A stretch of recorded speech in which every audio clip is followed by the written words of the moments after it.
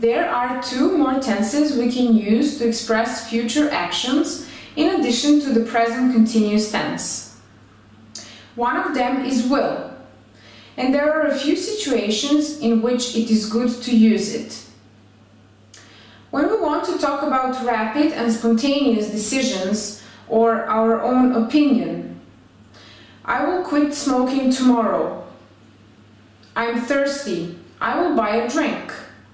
Or, she will buy this dress. It's perfect for her. Also, if we want to offer help to someone, we can say, that looks heavy. I will help you. When we talk about promises, we can also use will. Don't worry, I won't tell anyone. She will come tomorrow, she promised. Going to can be used to talk about already arranged plans. I'm going to the cinema tomorrow. She's going to the beach with her friends every weekend.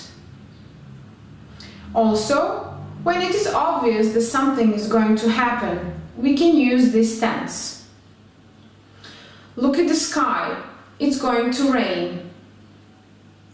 My mother is going to have another baby. Her belly is huge.